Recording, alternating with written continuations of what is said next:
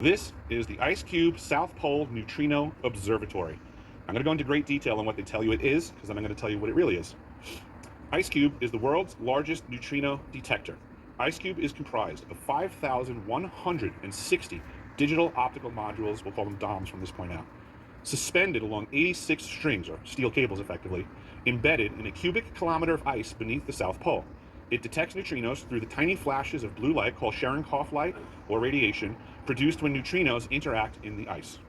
There are 275 physicists in 12 countries and 48 institutions collaborating on this. Colored dots illustrate the pattern of holes and season in which the holes were drilled in the ice for the placement of the neutrino detectors. So you can see on the bottom there is an illustration that shows the Eiffel Tower and its relative proportion to this system.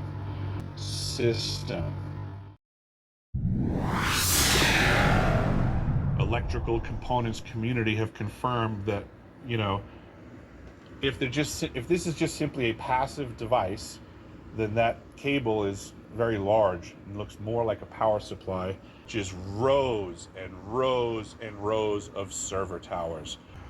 Ice Cube searches for neutrinos from the most violent astrophysical sources, events like exploding stars, gamma ray bursts, and cataclysmic phenomena, including black holes and neutron stars. So, third issue with this system, in the grand scheme of what we're learning in referenceable, patented science that exists, is the very nefarious activity of what is now being referred to as voice to skull, which is one of the symptoms on the Havana syndrome list that they benignly refer to as victims hearing peculiar sounds in their heads.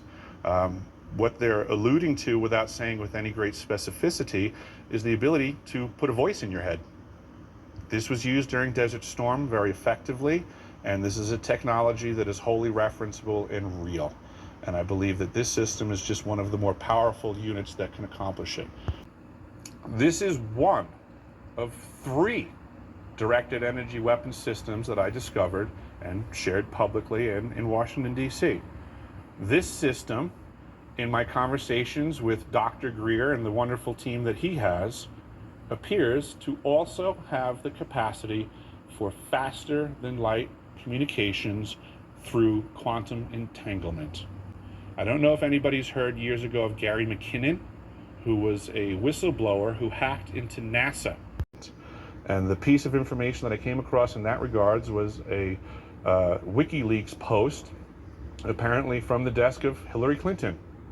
And I'm paraphrasing because I'm horrible with remembering things verbatim, but it basically said that she was very happy about the results of the earthquakes in Christchurch and very happy that they occurred on cue. She was very happy about the results of the earthquakes in Christchurch and very happy that they occurred on cue.